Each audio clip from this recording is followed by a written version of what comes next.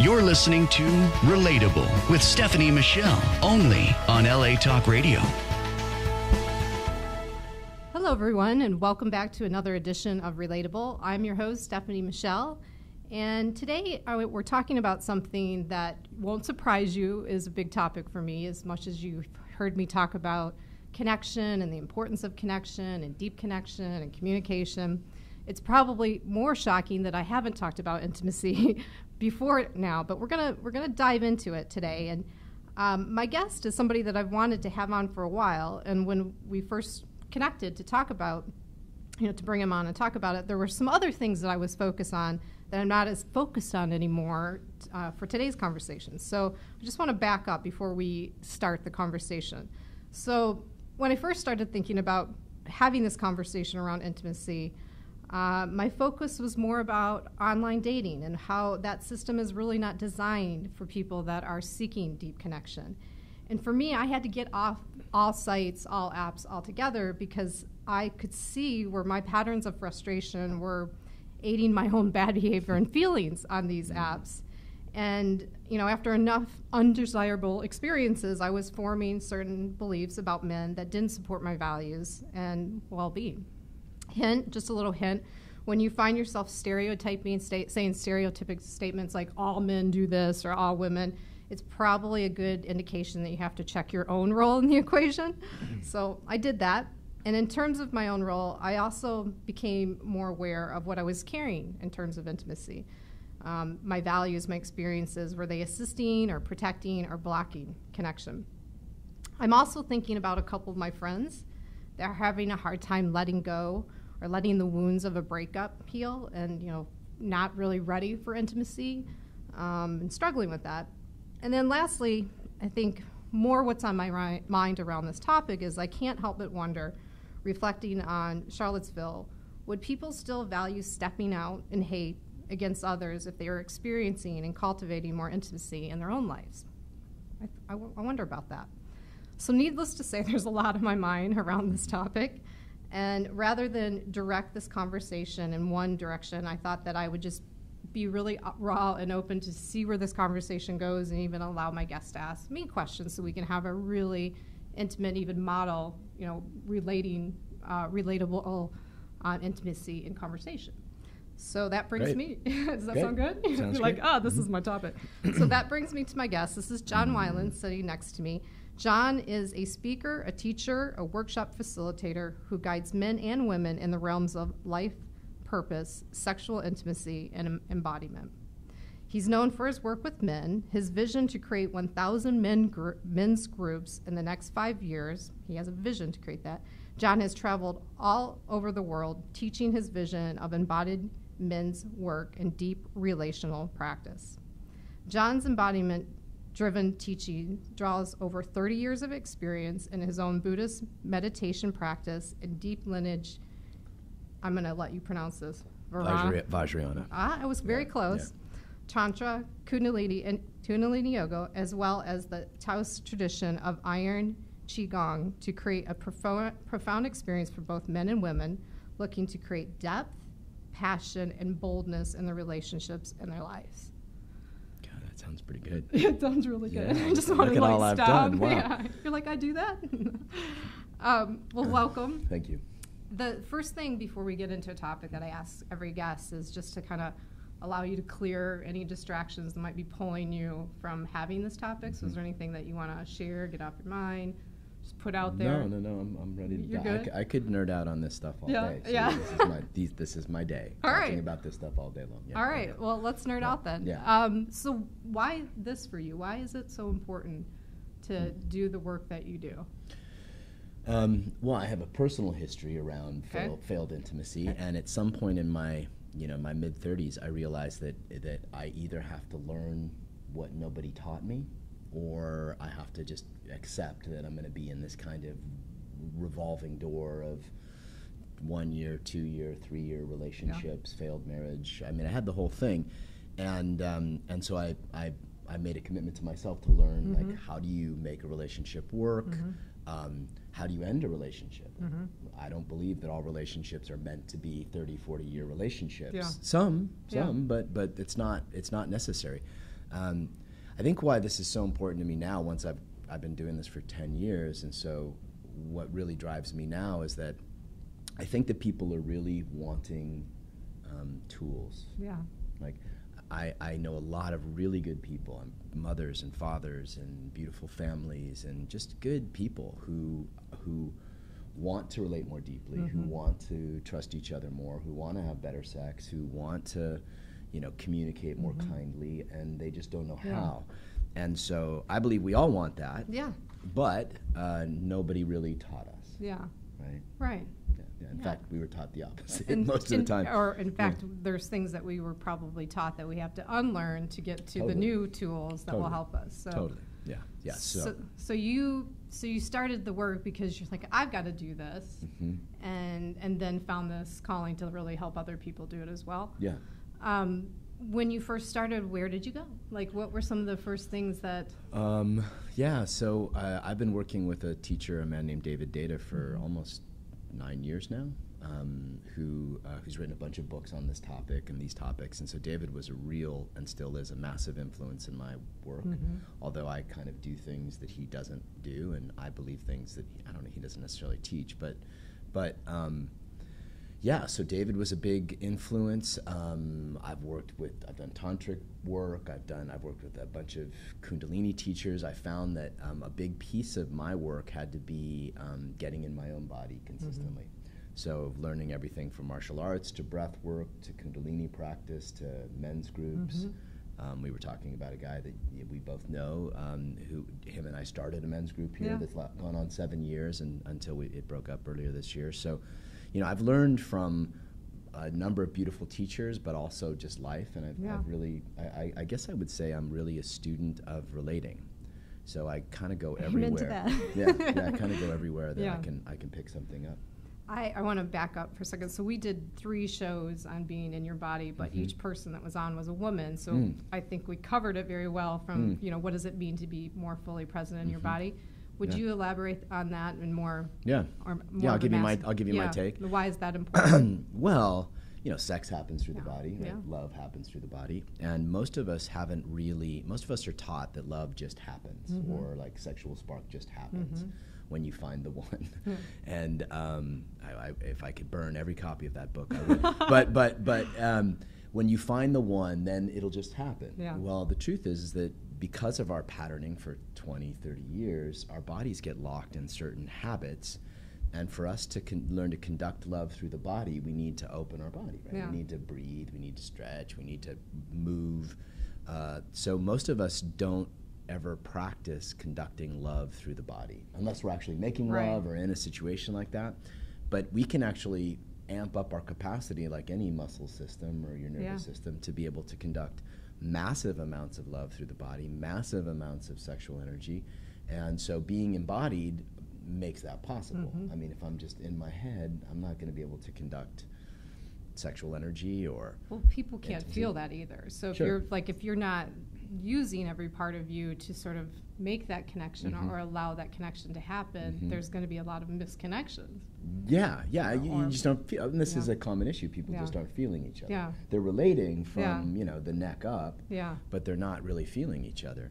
And another way I like to look at embodiment, and this is just kind of my own little twist on it, is that embodiment means taking a certain concept that's ethereal, like let's call it fierce love or devotion or seducing somebody, right? Like these are all kind of ethereal concepts, but embodiment means I can make that real in the body. Like I can embody fierce love and make it something that's very accessible to my nervous system. And then when I I'm in a situation where I really want to express it, it's like it's right there. Yeah. It's right there. And so we don't actually think of the skills to love each other well as things that can be practiced. Yeah. And I'm here to say that that's absolutely untrue. What came up for me when you shared that, John, is like, you know, being in a situation where someone's asking you for one of those things, I wish you were more passionate or wish you were more fierce, and you not knowing how to give you what you want in that moment. But if you were practicing it, you could go right to it. Yeah. Of course. Yeah. This is what fierce love looks like. This is what passion looks like. And what we find is that, I mean, you know, what I find after working with, you know, hundreds of couples, thousands of people, is that the things that we're not bringing to our intimacy are the exact same things we're not bringing to our world, right? Our life, our career, right? The things that we're holding back in love are also very similar to what we're holding back in the world. So, you know, guys need, I work with a lot of guys like need incentive. You know, the feminine in my world is drawn by connection. Yeah. The masculine is not. The masculine is drawn to freedom. Now, sometimes that freedom takes the form of, you know, sexual freedom or a certain kind of relating, but men need incentive to want to practice this above and beyond just relating. And the feminine, most women, not all women are feminine essences, but most are, don't need that same incentive. So I would imagine most of your listeners are women. Most of my clients are women, 70-80%. So working with men on these issues, the issues of relating, getting them to invest in the time and energy and the money that it takes to learn how to be a deep, someone who can relate very deeply and artfully, is a challenge. So it brings me to another good question then. So for those that say, okay, that's too big of an investment, why would I do that? Like, how would you really, I don't know, sell or promote the value of intimacy? Like, how do you talk about that? Yeah, that's a good question.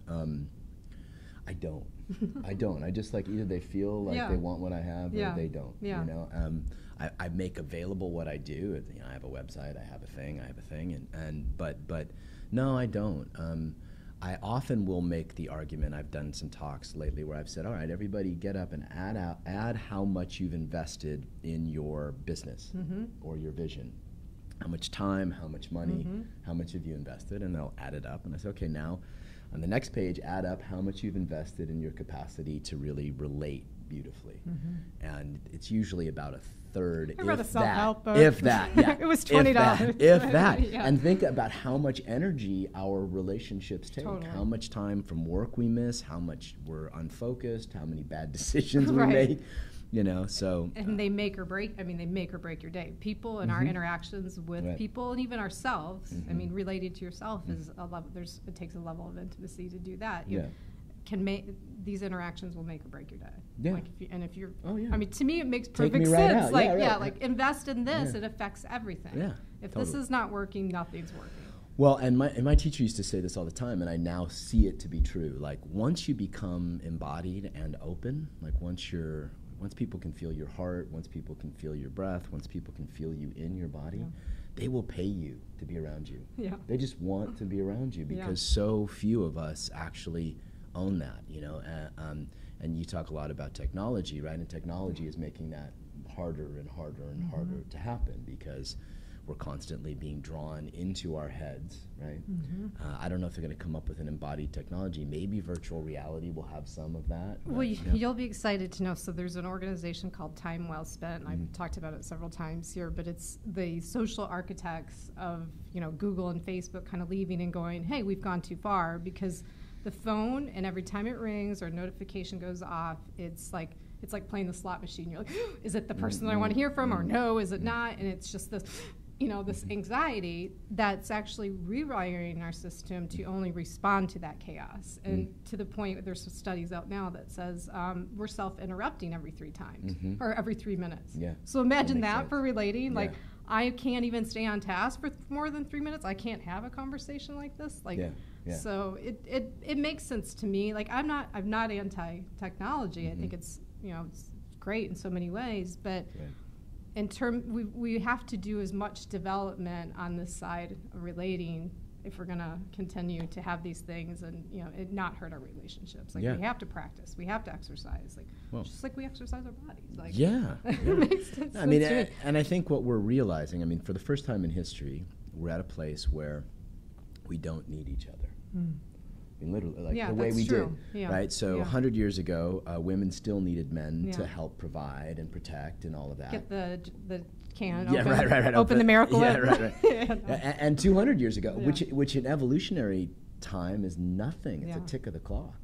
And so we're literally in the last 50 years in a place where women don't need men anymore. You guys can have your own children without us. You can often make more money, and you are. Like in 30 years, women will surpass men in earning capacity. This is happening. Under 30, it's already happened. And so women don't need men the way that they used to. So that means that the value that we bring to each other is totally different. And so the new currencies are presence, devotion, certain kinds of sexual energy that are really nourishing and gifting each other. And so these are the new currencies, not procreation. The planet's got enough people, and we all feel that, and not protection or providing. I'm not talking about the first world here, our LA people. Of right? course. Yeah. So we're in this unprecedented time in history, and we get to ask each other for the first time, like, why would we even want to? Like, you know what I mean? Like, why would I want to, relate with you, or why would I want to have a relationship with anybody? And I think that's I think we're still figuring that out, that's what's going on, but that's what's going on. Even scarier, I think what comes up for me in that equation is, so yes, it appears we don't need each other. We have all of these toys and things that we can just like dive into and consume. Right. It's just a massive amounts of consumption around us. So it appears that we don't need anything, yet lots of people are unhappy. Yeah. Lots of people are taking those consumptions into an addiction level and then having a harder time coming back from that. So it's sort of, I kind of want to go back to, and I like that you don't try to sell intimacy. It's like, nobody likes unsolicited advice. Like, you've got to come to this on your own and go, you know what, I want to do this work. I've felt this way for a long time, and it hasn't really worked for me. And so I want to feel something different, right? And so I hope, I mean, having you here today and, doing the show, it's like, just explore one or two of these topics and just see, because if what you're doing is not working, then there's probably something else that will feel better and put more value in your life and the people around it. So totally, I think it's a daunting task for a lot of people, and you bring up a really good point, which is that no, we don't need each other the way we used to, but I wouldn't really argue that we don't need each other, right? Yeah. It's just that the value has changed, right? So women now are getting to ask, what can a partner do for me that I can't do for myself? Right? Well, that requires them to be in touch with their own heart on a deep, deep level. That requires them to be able to communicate it to a partner, a prospective partner, to show it to him in a way that's inviting, not like all men do X, but like I have a yearning heart, and a man would be drawn to that. Yeah. So we have to learn, and men have to learn how to, why would they even want to be in a relationship, and what's the kind of nourishment that they want, right? And what can they do for a woman that she can't do for herself? That's what I'm finding. Yeah. And women are getting more and more in touch with that, at least here. Men need to hear that sooner too, right? It's hard for them if they don't, like, if it appears your life is so full and busy, it's going to be difficult for a man to go, well, where can I fit into this? And right, absolutely. No, men need to be needed. It's evolutionary biology, right? I'll put couples together sometimes, and I'll have them do these loops, and one of them is a woman just saying, I need you, and a man like saying, I want you to need me. And they'll drop into this pattern of like really communicating this to each other with their bodies, with their breath, with their eyes, and it's, within seconds they're both in tears. It's a very nourishing thing. So I think to your point is we certainly need nourishment. Otherwise we get all, we get all messed up. I can speak from personal experience about that. I mean, things, career is good, everything's fast, like time is full, and I feel off center if I hadn't made time to like even connect with a friend that knows me on a really intimate level. If I haven't had that, and often, there's a couple of friends that get these calls all the time, like, I just need talk time, like I need touch time, like I can't continue to stay at this pace without that, and I think trying to connect in this world, like, you have to slow down. You have to make time to slow down and it's those slowdowns that get you through the rest of it. Is for me personally. Healing happens in the slow. Yeah. Right. Healing does not happen in the fast, and relating happens in the Varying happens in the fast. Right. Where you're going to have to come back and deal with that at some point. Rolling right by the issue. Yeah. Let's talk about we all carry something. Like we carry trauma in different ways, emotional trauma. I was introduced to a term over the weekend, religion, the trauma of religion that is put on us, where we have to unlearn or discover. What role? How do I want to say this? What is some of this baggage that we carry? What is it? How does it play in the role of intimacy or the capacity for it? Yeah. No, that's a good question. It literally is the edge of our relating, right? So whatever trauma we experienced as children, and no matter how well-meaning our parents were or how good they were, right, as good mom and dad, they messed it up in some way, right? It doesn't take much. It just takes, stop crying a few times, like when you're really upset. Right. And then if it gets worse than just stop crying, which in most families it does, we really learn that, and I see this with women all the time, they just can't express what's happening. Well, that shows up in their relationship. It's locked in their nervous system. So the reason why embodiment work is so important is because psychotherapy can only get so far, but it's entering again through the mind. If you're breathing and moving and opening your heart and expressing what's going on, and often with other women, I think that's really important, then men and women, men with men, women with women, then you'll start to pop the top on these sort of locked areas in your body-mind, right? And it'll start to come up naturally, and as they clear, there's more space for relating. Yeah. So these traumas that you're talking about, these childhood wounds, literally stop at the moment that you say something and I like turn away or I get a resentment.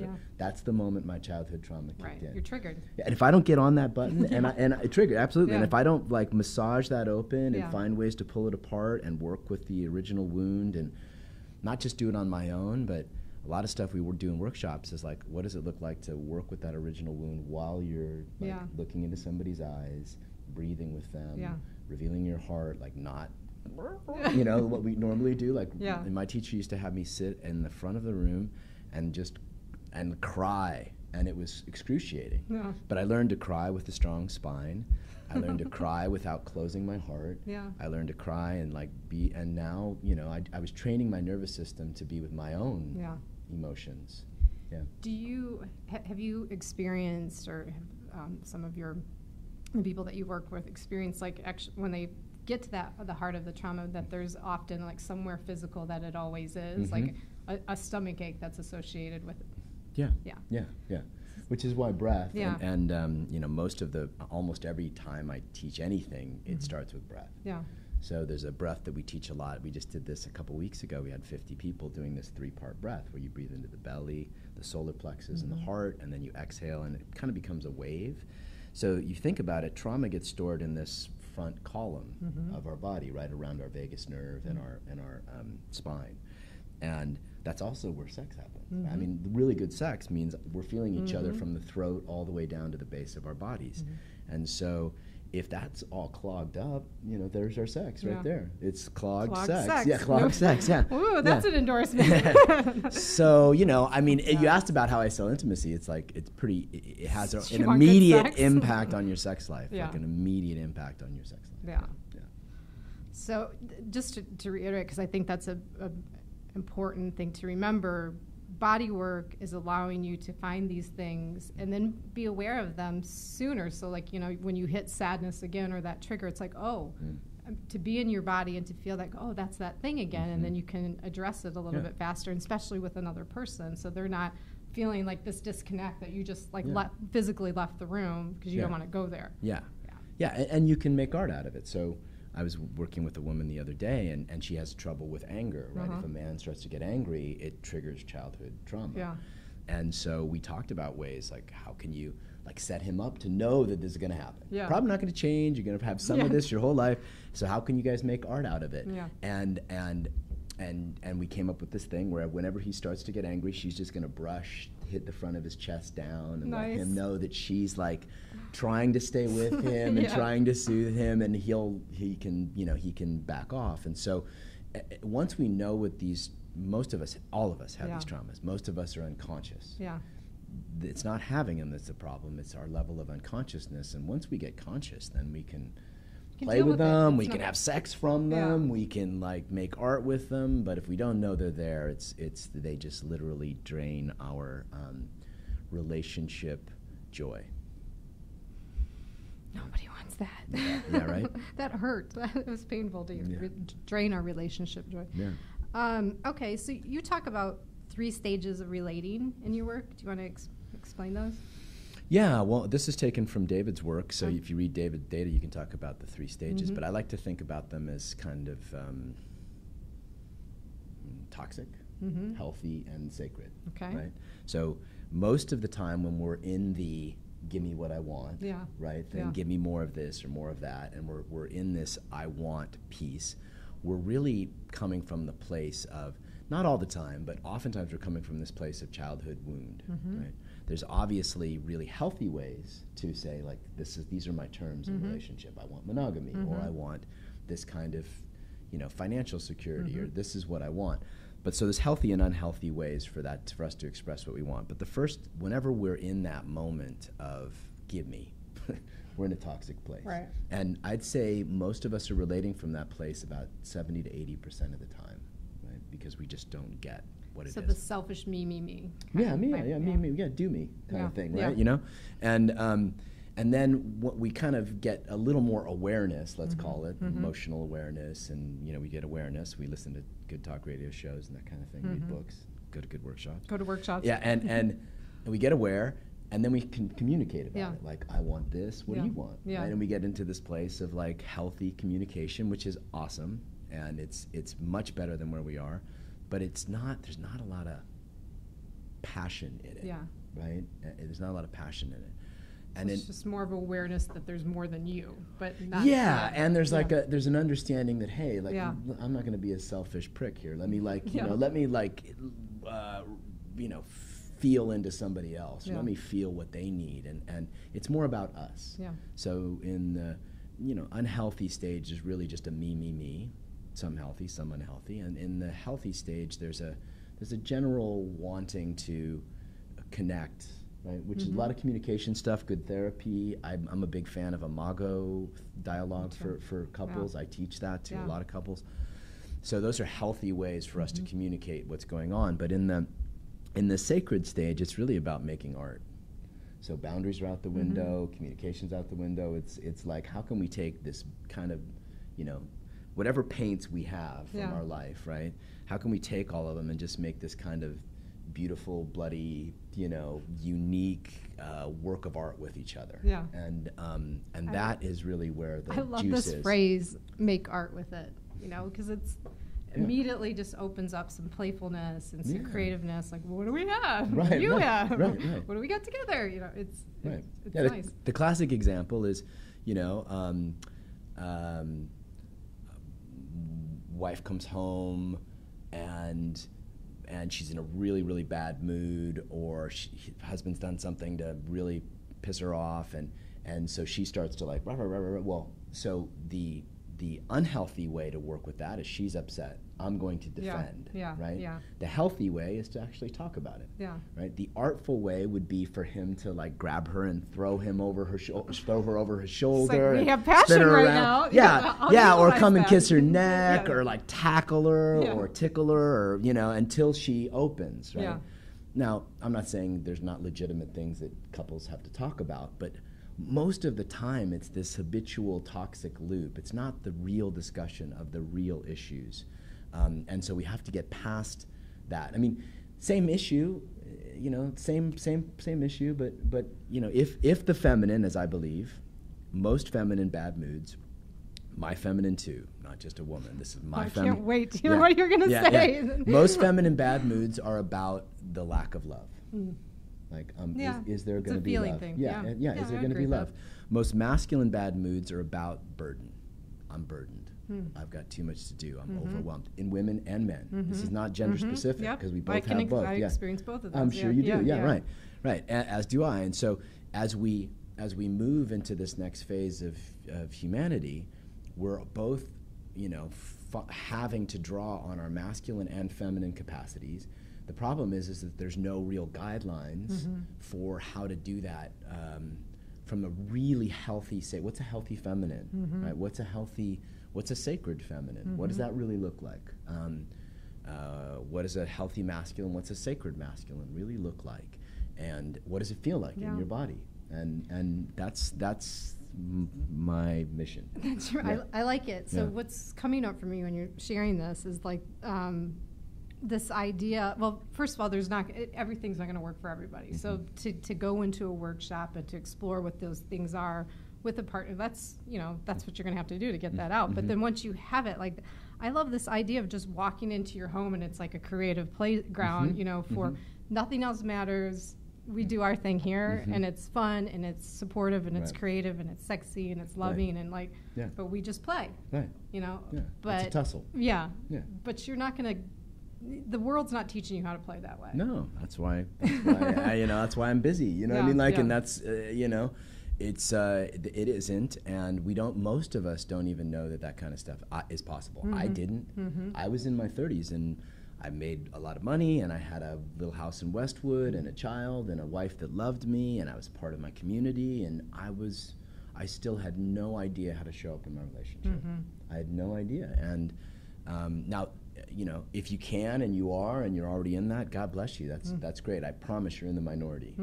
Most of us, most people, I'd say, well, the 60%. I don't know what the divorce rates are. I imagine you might know this, but it's pretty horrid. Well, and there's more people living alone. But I look at it more as like just our society and culture is not showing us that we need each other or allowing us to experience this. So everything is like, you don't need each other. Go buy this car, or watch 6 hours of binge on something on Netflix. It's just set up to show you that you don't need that, but yet you still have the longing. And then so there's a longing first, and now what? How do I get here? Like, where do I find people that want this?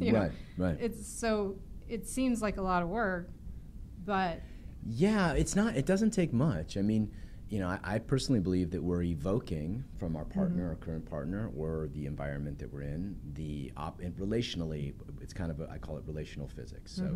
So if I am, like if you come in, angry, and I tackle you or tickle you or do something right, I'm evoking play from you in that moment. Now, whoever's got the most energy is going to evoke. It's going to win the evocation battle, right? So if you're super, super angry and I try that, it ain't going to work, right? But most of the time, that's not the case. And so we're not actually holding the pose to evoke the best out of our partners long enough. We'll give it 30 seconds.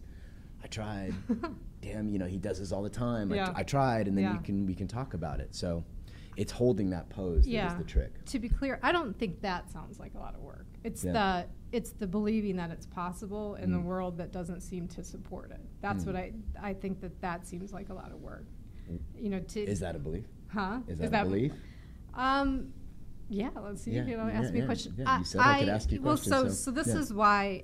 So I know it's possible. I feel it's possible. I feel I've also done this work, and I know it's possible. So, but so for me, this is why I had to get off online dating because so many of those experiences were like, wow, you're just not even. You want to check out, like you're not wanting to be available or to connect. Like you're more doing things to just check out. So I don't want to believe that. So I had to get off that, and then I have to find other things to nourish myself to believe that these things are still possible.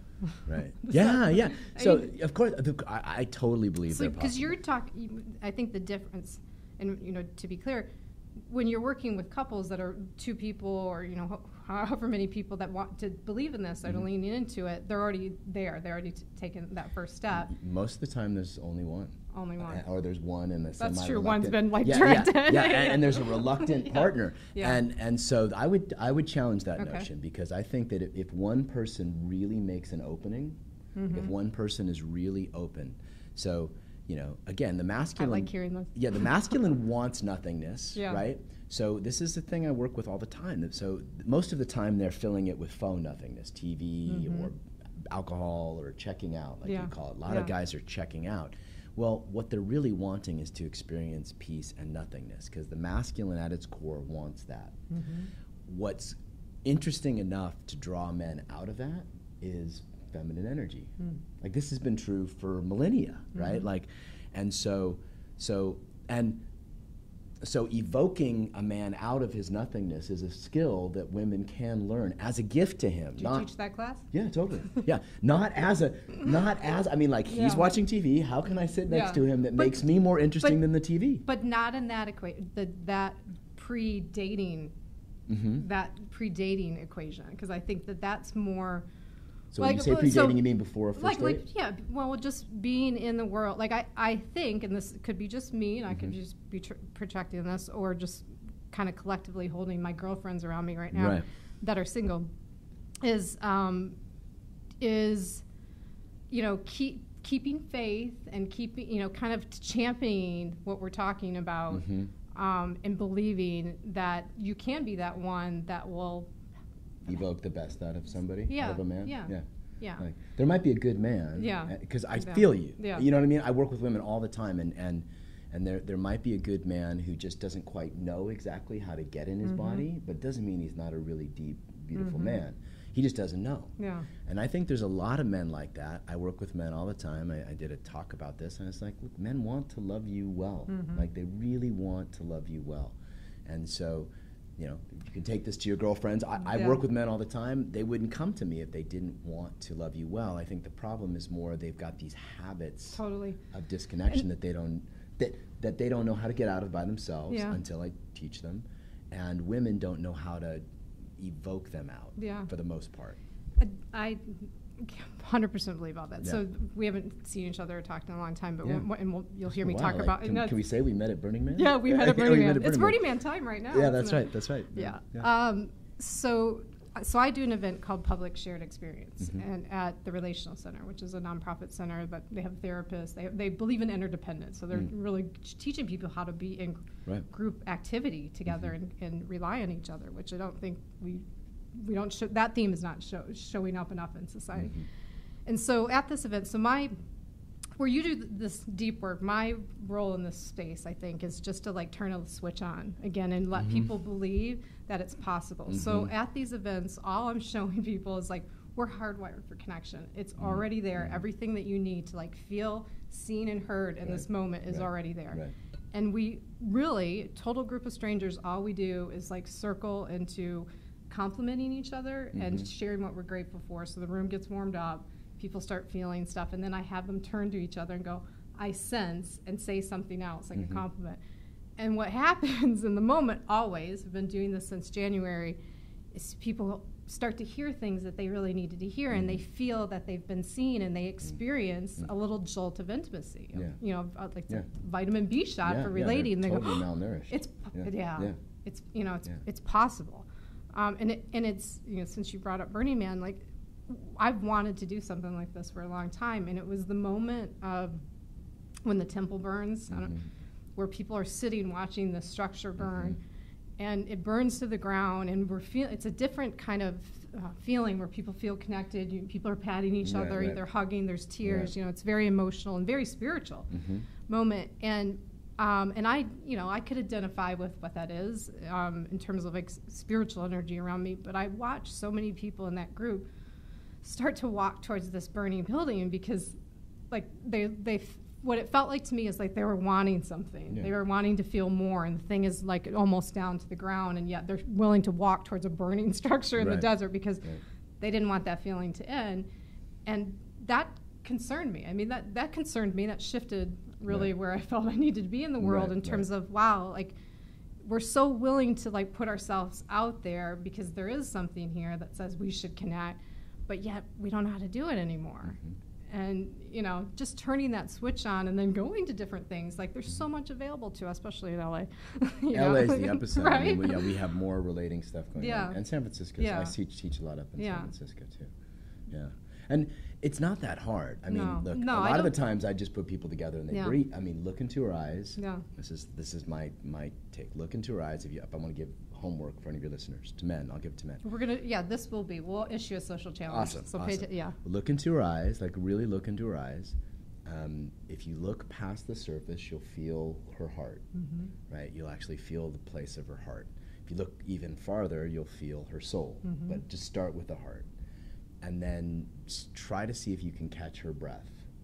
Like start to match your breathing to her breathing. That's going to sync up your nervous systems. And then for men, it's most guys will get freaked out about that, right? Their nervous systems will literally start to tweak. Yeah. And so then third step is to remember that you are consciousness, right? So that you're grounded in the infinite, right? And that's the ultimate masculine, is the grounded in the infinite. And if men do that, they're creating a structure. Not men, whoever's playing the masculine, could be a woman, could be a man. Whoever playing the masculine does that, they're providing the structure for intimacy. And it's a pretty simple 3-step practice. If that happens, then the energy will come from the feminine. Right? Because that's the formula. The feminine is responsible for the energy in a moment, and the masculine is responsible for a structure. And if each one of them animates that, it's insane the amount of energy and intimacy that you can create in 3 minutes. 2 minutes, amazing. 3 minutes, yeah. That definitely is going to be the social challenge. Yeah, and bring it to your people. Yeah, I like it. Yeah.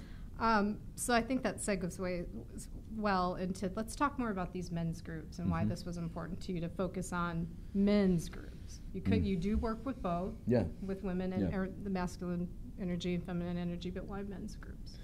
Yeah, well, again, we're at this unprecedented time in history where men have, in the last 50, 60 years, have been taken away from the land, so to speak, right? For tens of thousands of years, we were connected to the mother, to the earth.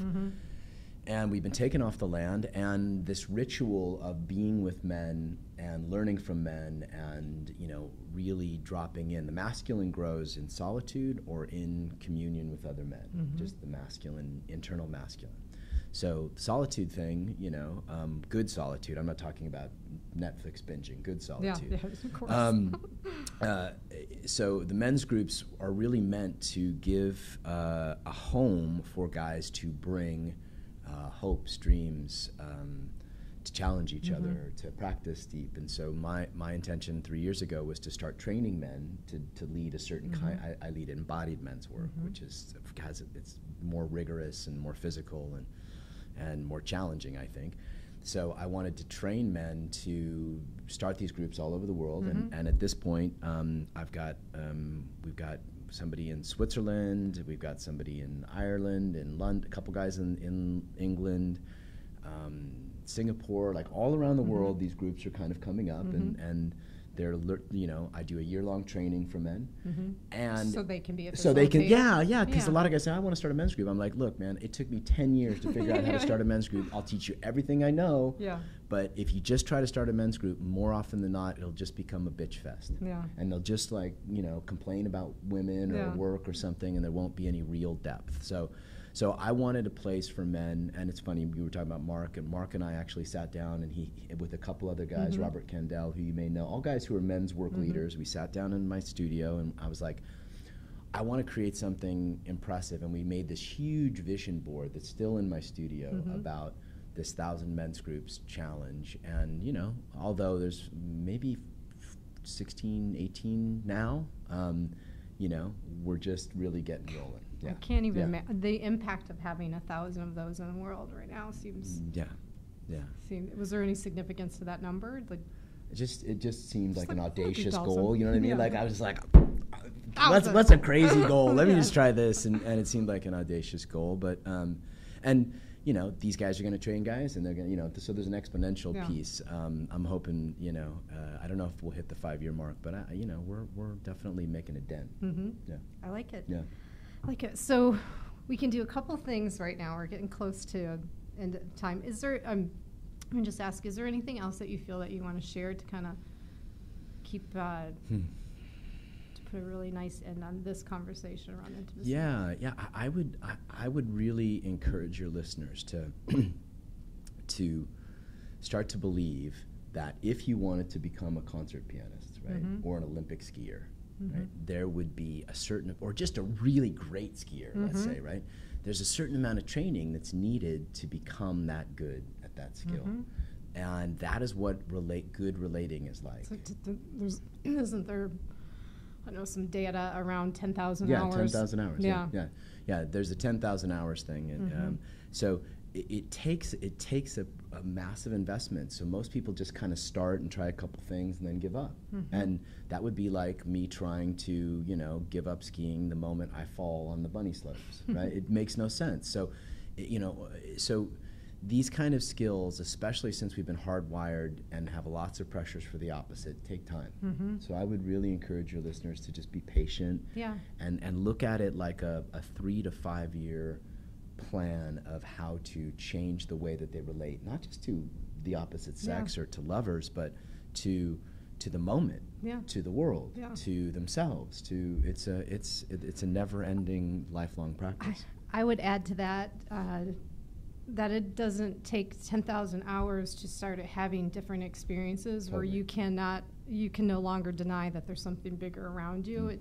This is not a religious statement I'm about to say, but you start to really feel energy supporting you in this way. It's like you get the encouragement, this is what I should be doing. Like this is not a should be doing, this feels better for me. Right. I don't react the same way to stress or relationship challenges. It's just like, wow, this is what showing up looks like, and you start to feel other stuff. Yeah. It's pretty amazing. For sure. So I would add that as my endorsement. Yeah, it can happen. You see massive shifts in an hour or 15 minutes, 20 minutes. Like people have some really remarkable openings. It's just staying with the practices is my, just encouraging people to make this like a lifelong yogic practice. And you don't, and the stuff is already there. Like there's some things that are already in your system right now that will help you do this work and feel better about it.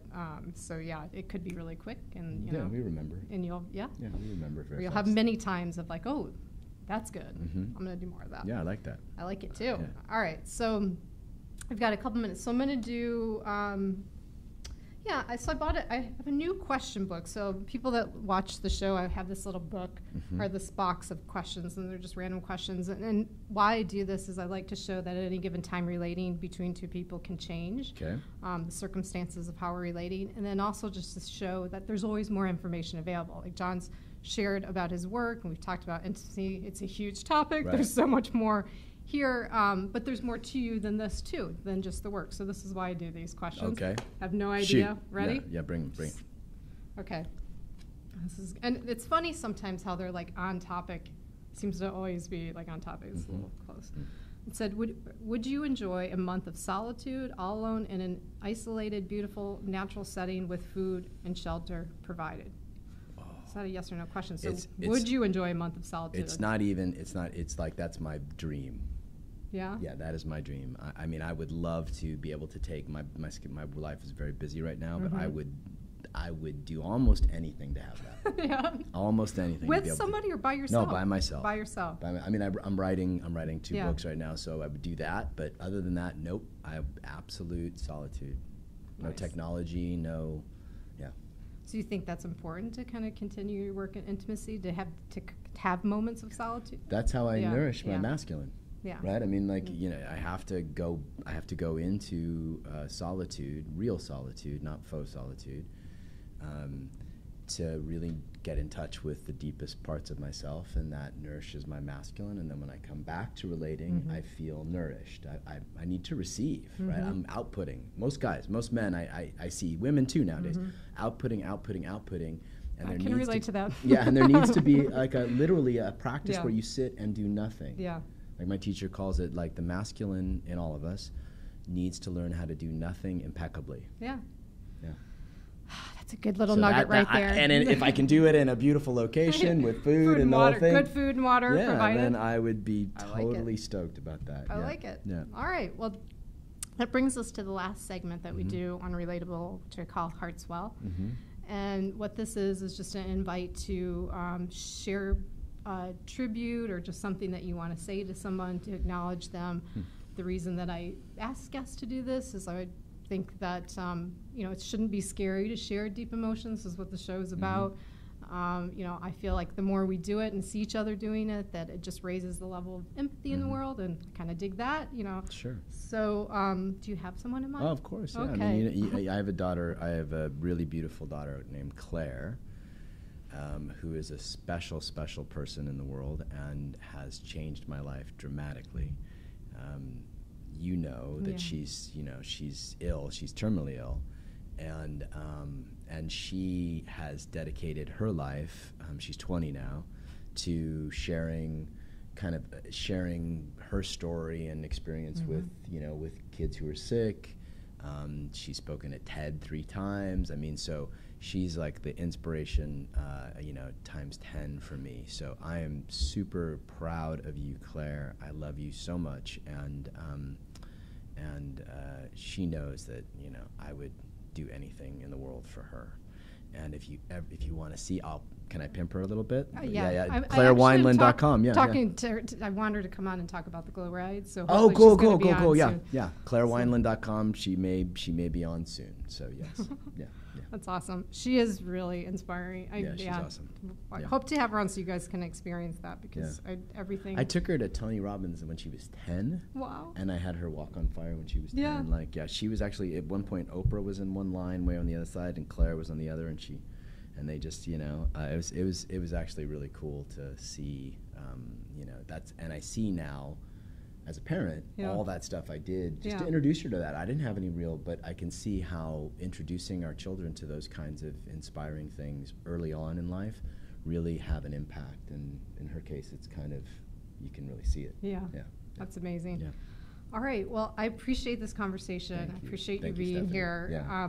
An event that's coming up. Do you want to plug anything that you have coming up?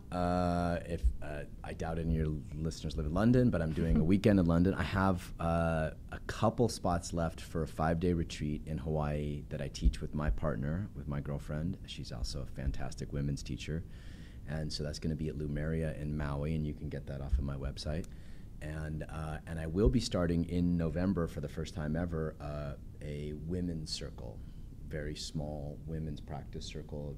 So I'm going to be teaching. I've been normally just teaching men's circles. I'm going to teach women's circles, and I'm bringing in some women's teachers to support that. Nice. So anybody who's interested in that can contact me. That's awesome. So John's website is johnwineland.com. It's on the screen right now too. And I'll share it in the archives. So we talked about the social challenge for the week. So if you're in a relationship, the 3 steps: look in someone's eyes. This is for the masculine partners. So this is so the masculine partner. Yeah, if you want to be the masculine partner, or you can ask. So let's give them a reciprocal. Okay. So for the feminine partner, you can say, would you just look into my eyes for a couple minutes? Yeah, just look at me, look into my eyes and breathe. So she can make a heartfelt request, and if her man is worth his salt, he'll happily oblige. Okay. Yeah. If not, then that's good information. That's good information. Yeah. All right. So I'm going to put that out for everyone to consider doing, and can people play with the masculine and the feminine? Of course, they can go back and forth and try on different things. That's healthy. Yeah. That's super healthy, but more often than not, what we're finding is that we're not getting nourished enough in our essence. And so we feel malnourished. Once that happens and we're getting nourished, you're getting the masculine energy you want, and I'm getting the feminine energy I want, then switching is really fun and very healthy. All right. Yeah. So we're going to put that out as the social challenge of the week. I thank you so much. Yeah, this was a you're welcome, great Stephanie. conversation. Yeah, thank you. My pleasure. And next week, I will be joined with a woman that's going to share her journey of faith and her humble beginnings in communism. So should be an interesting show. As always, you can reach out to me on Twitter at LoveMoreNow or Instagram at RelateWithSteph. And as I mentioned earlier, we do have a public shared experience, PSE, coming up on August 30th. It's a Wednesday night. And it's just, it's to me the start of this work, really. The reason that I do it is just to allow people to go, yeah, I got this in me. I can experience feeling connected, being seen. So come. It can be pretty addictive.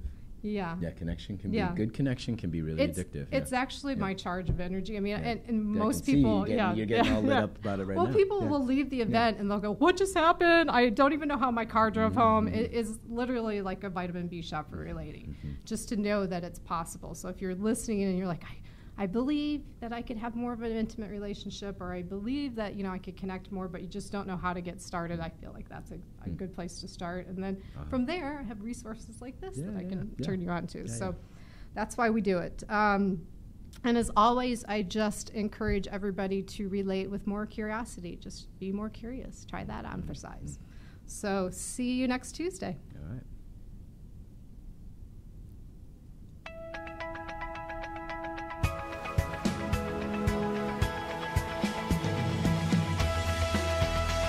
You're listening to Relatable with Stephanie Michelle, only on LA Talk Radio.